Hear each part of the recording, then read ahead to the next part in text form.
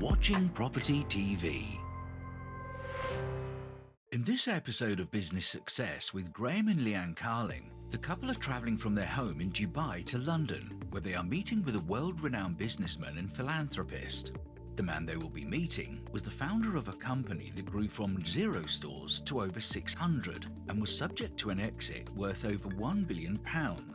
He now concentrates on his charitable endeavours, including setting up his own charity, Caudwell Children. This man is, of course, John Caudwell.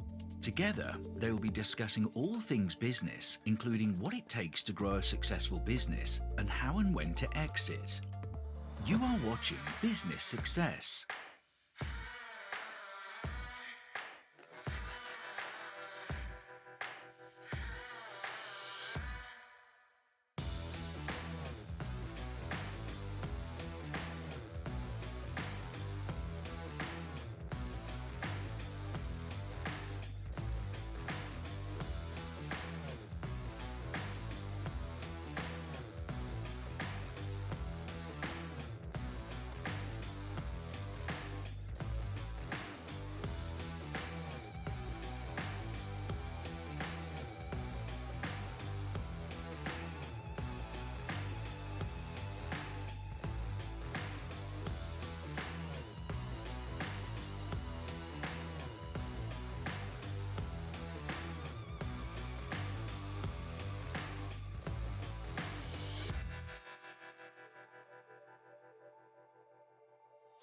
Welcome back to Business Success.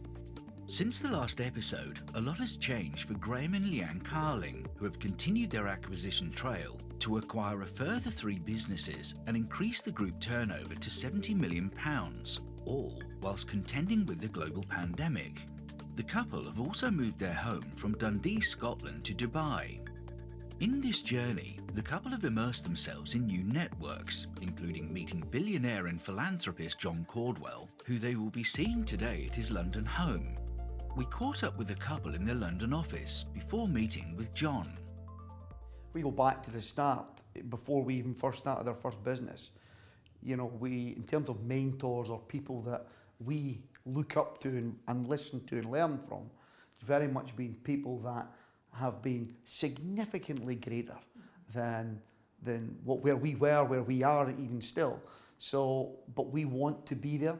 So we're listening and learning and really taking in, success leaves clues, as they say. So we want to be in the environment of people that have been ultra and uber successful. And not just in the past though, with people that are on it and working at it every day, because that's the type of people that we are. We love business, we love entrepreneurship, and people like John Caudwell. I mean, everybody knows how successful he's been and still is. He's well known now for his philanthropy, but very much still, in a big business, and that kind of gets forgotten because he wishes to be seen or be remembered as a philanthropist, but very much an entrepreneur in every sense of the word. And we just love being around people like that and being in environments like that, don't we? What I want to ask John is, was it always his plan and intention when he was starting out to grow and sell and exit the businesses? Or was that something that just came up, he got to a certain size and scale and the opportunity to sell the business came up? I always think if you have, I'm one, never have a plan B. Right. You always work and focus on plan A. Yeah. Because if you've got a plan B probably won't work. So I always think just focus on plan A and don't have a get out of jail card, Focus on plan A. So that is a good question. So I just wonder, if it was always the plan A, or was it that an offer came in that was just so fantastic? And what was the emotions then? What was what was going through your mind at that point? I mean, I can imagine at the numbers, the billions we're talking about, it had been pretty exciting, no matter who you are. So I just wonder, what it was like, wonder what that process was like, how it happened. Was it part of the plan? And really, for me, I'm really excited to hear about that and what he was thinking he was going to do after that also. We're buyers of businesses, and so we deal with a lot of emotions from sellers And we've seen many of it, as particularly family businesses that have maybe been 2 or 3 generations old and are now selling to us. And we see a huge range of emotion, mainly fear, that is driven by it. So for us, we're kind of, as the buyers, we're less emotional on it because we haven't spent 50 years or 100 years building up the business. But still, we still want to get the deal done, and we're still keen on that. So we haven't exited. So I'm keen to understand that from John, what that process really feels like from him at a huge level. At a huge level, because we have exited on a lower level. Yeah, we've exited some smaller businesses that weren't painful or weren't emotional enough. We don't have any emotional scars, or we didn't have. They were part of the process. But I think for us now, as we're growing our businesses, it would be interesting if something ever came along out the blue, for us, where it gave us a shake and say, well, hold on, you have something to consider here. Here's an offer that we'd like to make to you, because that's not in our plan. That's not in our plan. Our plan is to build the businesses through acquisition and organic growth, take as large a geography as we can. And down here in the heart of Mayfair, it's just a fantastic vibe, and a great place to do business. I'm looking forward to this evening. Yep. Graeme and Leanne have come to the heart of London, to Mayfair in the borough of Westminster, where John Caudwell lives. As the co-founder of Phones for You, John started off in 1987 as a mobile phone wholesaler with just 26 mobiles, and grew the business to one that eventually sold in 2006 for over £1.5 billion. Since then, John has largely dedicated his time to philanthropic causes, setting up his own charities such as Caudwell Children, which is dedicated to improving the lives of disabled children in the UK. Ultimately, John has pledged to give away 70% of his wealth in his lifetime, and is encouraging other successful entrepreneurs to do so too. Today, John and his partner Modesta have invited Graeme and Leanne to his London home, which is now regarded as the most expensive house in Britain after famously merging 2 London mansions into one 43,000 square foot property. The first question Graeme and Leanne had for John was, where did it all start? Yeah, for me, I suppose, I've been asked that question 1,000 times and I can't quite be sure, but I think it kicked off because I came from a very, very poor background, and my grandmother always told me of all the Caudwell ancestry that were all successful and wealthy. And she put these ideas, I think, of grandeur in my head that I didn't think about it at that time, but I think that sort of subliminally implanted in me that I wanted to be successful. But at the same time, and I don't know why this was, I had this vision. I was only 7 years old, and I had this vision of of driving around in a Rolls Royce, which was the car that my father said was unbelievable. So I had this vision, and it was so clear. It was so clear, and it was a weird vision for a 7-year-old to have. Imagine that, driving around in a Rolls Royce, chauffeur-driven Rolls Royce, giving £5 notes out to people. That was my version of being rich and successful and charitable, and that actually lived with me as really a bit of a sort of a Damocles sword for the rest of my childhood and later on in life, because I felt somehow that was my absolute destiny, and that had to happen. There was no choice. It had to happen. So imagine the pressure that a lad from the Terry streets of Shelton felt, Stoke-on-Trent, and then lived on a council estate in a 2-bedroom flat. Imagine the pressure on that person when they feel they've got to become this rich philanthropic person. And my whole life was then spent doing silly things, trying to find a way of making money, like breeding white worms in the garage that all died, and trading embassy coupons, and anything that, when I look back, really stupid. But in a way it wasn't, because every one of these little stupid failed ventures, they didn't fail, but they just didn't make any money, taught me a lesson. So by the time I was 16 or 17, I'd already learnt lots of lessons that some people never learn their whole lives. So although it was stupid, it was a lesson. You know, and it did build. My analytical mind was looking at all these things all the time and saying, "That's crazy. What have you done that for? That can't ever do any good." And then I realised I got to have something scalable. So I guess the same question to you, really. How did you come to desire to be successful and rich? Yeah, well, that's an interesting one. I think, you know, people ask the question, you know, is it something that, to become an entrepreneur, is it something that you're born with, or is it something that you can learn? And it's a tricky question, you know, and I think I was, certainly for me, it was something I've just always had it, similar to what you're saying, in different ways, you know, washing cars at 7-year-old, paper rounds, milk delivery rounds, all of that stuff, but always looking to try and always got this entrepreneurial money-making spirit. Always. And to you know, even going through school, I never had the desire to grow up, you know, get good grades and get a job. It just didn't have it for me. I always wanted to, I suppose, run my own business, whatever that may be, but just knowing, without really understanding it, it just was there. And so I've done various ventures over the years. And then even though I did go into mainstream employment, I always felt like a square peg, even though I was good at it, if I committed to it, but really always looking to It's funny you should say about a square peg, you know, because I went on to A levels, which I knew wasn't my destiny, because I knew I didn't want to do ordinary education. And I bailed out after 3 months and applied to Michelin Tire Company. I think there was about 1,500 applicants and only 60 of us were going to get the job. Right. So it was a really, really challenging thing to get the job. And I was lucky, I got the job.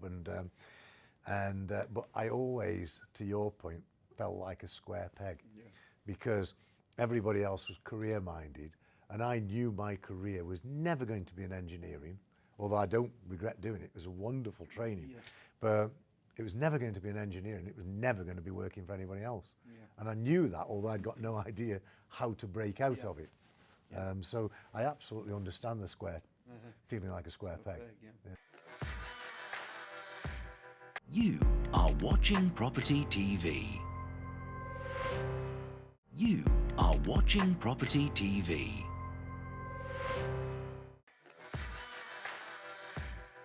So we'd started, you know, again, educating ourselves, if you like. And I'd actually, back in 2000, I had 3 failed businesses. So I'd started this before. What, failed as in lost money and... Yeah, lost money. Administration. No, I mean, they weren't big enough for that. So failed, but left difficulty. Big lessons. Yeah, I mean, it was, I'd lost my own money and I'd lost... Yeah. But they were I never... did the same, actually. I lost my money. Yeah. Not much. I hadn't got much to No, lose, but I had those lessons, Yeah, so we'd had... And so I think after the third one, it, you know, really, you know, it lost my money, ego dented, pride dented, licking my wounds, and had to go back to mainstream employment. And that was around 2002-03. So I had to reset, I had to recover, and it took me a few years. Then when the 2007 market crash came, and we'd been studying the property market and looking at opportunities should they arise. And so when the market crashed and everyone was getting out, that was a good time for us to get in. So did you get the cash to do that? Well, we didn't have much cash, and that was the thing. When we quit our jobs, we had enough cash to live on for six months. But what we were able to do, and at the time, this was in the halcyon days of the good old Northern Rock, and when the money was easier to get than certainly it is now, we were able to buy properties and refinance quickly. So we were buying them at a discount. So you were able to borrow money even post-crash? Well, for a while doing this. Crash. Yeah, it was between 2007 and 8. So it was probably we had about a year period. Yeah, it went soft. Things went soft. Yeah, it went soft. But not crash, though, it went soft. Then it crashed. Yeah. Then things had to change. So during that period was when we got in. So unfortunately, we got in right at the tail end. We wish we'd have started, you know, a good few years earlier when money was easier to get. Yeah, but then you might have been bankrupted that's by right. the crash. Yeah, and a lot of people went under as a result of that crash. Yeah, and we bought many of their assets actually when they went down. We were able to pick them up. Same. Yeah. So that was kind of how it started for us, and we just kept reinvesting the money into acquiring properties and just built up a portfolio that. So you're a developer or No, well, we do investment properties? Or residential properties. Residential investment. Residential investment properties. Yeah. So you rent residential. Yes. In Scotland. In Scotland. Yep. Yeah. So we built that up over a period of time, and during that period, what we were able to identify was a demographic whereby people on low income. It's not low income housing we have. We have sort of middle of the road, nothing fancy, but not affordable. Affordable. So there was a big unfurnished. Unfurnished, yeah, mainly unfurnished. But we do some. It was mainly letting properties at affordable rates, whereby a number of the tenants may not have had. They might have had bad credit, weren't able to. They didn't fit the conventional box for getting a tenancy. So we took a bit of a gamble with that demographic, and it worked for us because. What sort of yield were you getting back then? We were getting. I mean, we were targeting double-digit yield, but anything above 8 is what we do. How many properties have you got? We've got 350 plus units. Yeah, we've got. So we have mostly flats. Or? Yeah, mostly flats. We have student accommodation. Oh, student. Yeah, that's good, isn't it? Student. Yeah. So we have a mixture, but I mean, we kind of pivoted out. That's a big business you've grown, isn't it? In what, 10 years? Yeah, or a bit more. But yeah, it was a bit more. And we haven't actually bought anything substantial because we kind of diverted into building services companies, which almost is, looking after the properties. Yeah. So we moved. So you're building managers as well. Yeah. So we now. So you do all the management services for apartment blocks and things like that. We do, and we do a lot of it for the local government now and housing associations. Ah, very good. So the companies look after the buildings. That was. So no cash outlay and no risk. Yeah. Well, low risk. Yeah. Low risk. Yeah. Well, there's probably no such thing as no risk, but compared to a lot of things, it's no risk. Yeah. So you built an amazing property portfolio in quite a short time, but. And I'm interested in your view on the but. Yeah. It's very difficult at a property to end up with any multiple on the business you sell. Yeah. Although I believe you're managing properties now, which gives you quality of earnings. Yeah. But have you sort of thought about that you make your short-term profits, but what about your multiple if you come to exit? Yeah, and you're absolutely right. And I think particularly the residential market that we're in, we found that. Shush, boy. Whilst we were able to make a reasonable income, a multiple at the end basically wasn't there. No. So we diverted out of property, and we see, and now we've been doing it for a number of years now, far better multiples and opportunities in the business sector. Yeah. So we've really. So you're gradually transforming your business to give a quality of earnings that gives a multiple, so that there's an exit. Yeah. Rather than just taking net asset value, you end up with the multiple. Yeah. And that is the big thing about, I think, any business. And people have asked me, what would you go into now? And I would only ever go into World Wide Web. Okay, It would have to be something that was globalized. Yes.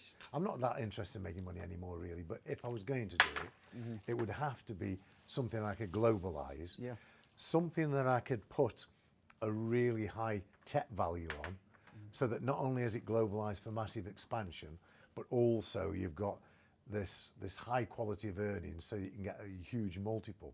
Yeah. I mean, look at some of the businesses today selling on multiples of 200 or 300. Yeah. I mean, to me, it seems ludicrous, but I mean, I sold my business on a multiple of 8, even though it was in the mobile phone business. Right. But I think, for me, any business would have to be capable of carrying a high multiple, and part of that is having a high growth factor. Yeah. And if you can get the high growth factor in a sexy industry, then you get the high multiple and you can make a fortune out of that. And that's what the kids are doing today, isn't it? Yeah. In application software and everything, they're just making colossal money, much easier than you are doing at the moment, much easier than I ever did. Yeah. You started converting your business into a multiple, a business with potential of multiple selling, rather than just net asset sales. So is that on your horizon at some point that you'd like to sell? Yeah, I think that's the plan for us. I mean, to go and we're looking to, it's a complete opposite to the property side. And we kind of naively didn't, we weren't thinking far enough ahead with the properties. It was always our intention to buy and hold, keep for the income, in perpetuity, if you like. But certainly for a while, it wasn't. There was no exit in our plan, really. And for the but when we I guess the thing is, when you'd made a bit of money, you know, you get smarter and smarter, don't you? You know, you made some money, and that, it's no longer about, well, have I made enough money to live? It's then about, well, how can I really build this business into something worthwhile, long-term and saleable? Yes. And John, for you, was that your, I mean, when you were starting, you know, your businesses, was it always with, I mean, did you get that early in terms of multiples and exit? No. Was that something? No. At first, it was only about building financial security. Yeah. Then when I got financial security, I wanted wealth. Yep.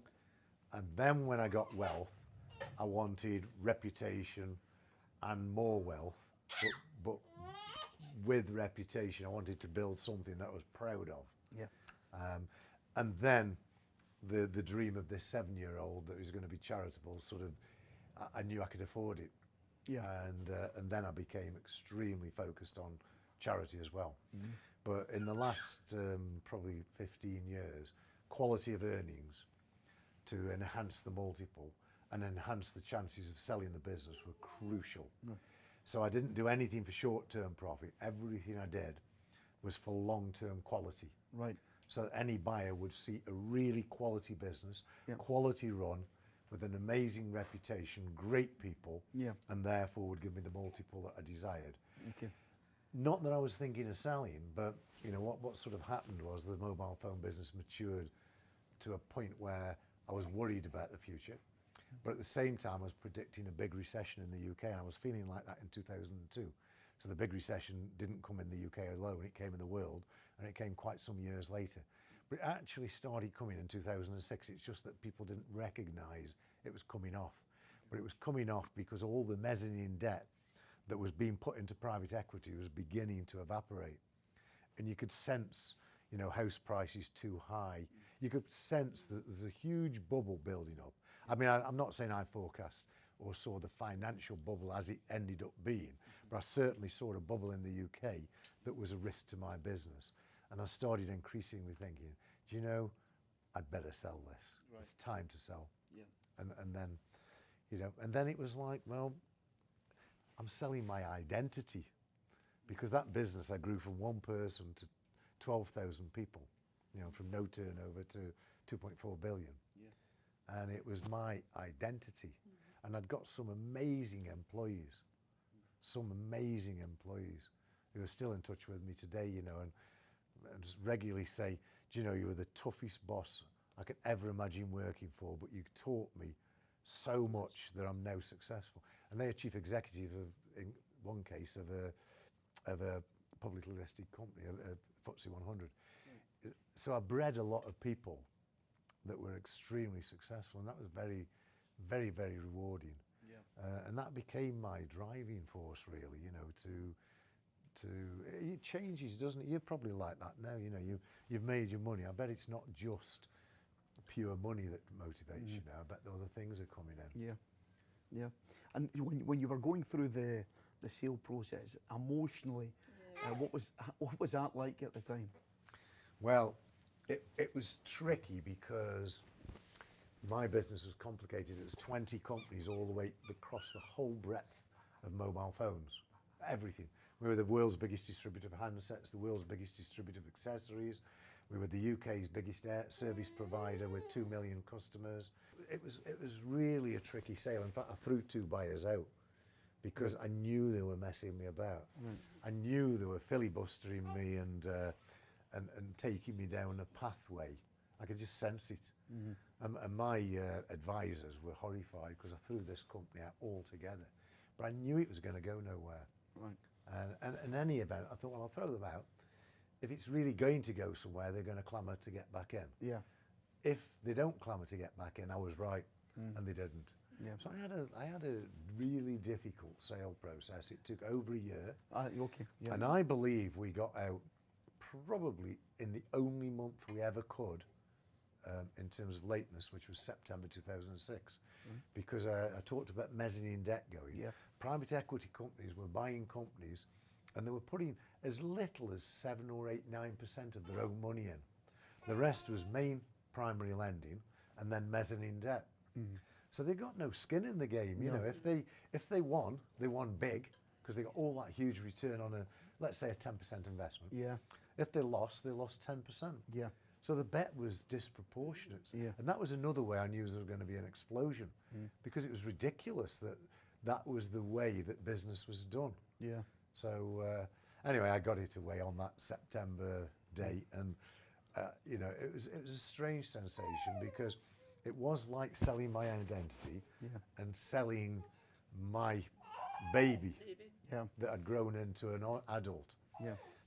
So it was a strange sensation, but quite a relief as well, because I'd lived for 20 years on the edge of a precipice in many ways, because it was such a dynamic, aggressive, hard business where everybody wanted to kill you. Right. Your suppliers, your customers, and your competitors. Yeah. So you got no happy relationship anywhere. Everybody wanted to kill you, which is not a good place to be. That sounds familiar as well.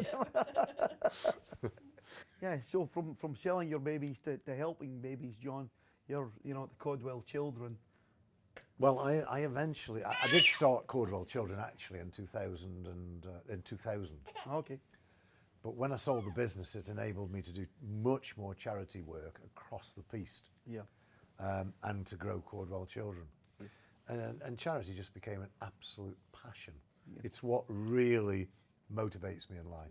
I was at Bomber Command Memorial for the commemorative ceremony on Sunday, meeting the old veterans. There's very few left now. In fact, there's only 3 there. One from Poland, the only veteran from the Polish Air Force, and 2 from the UK.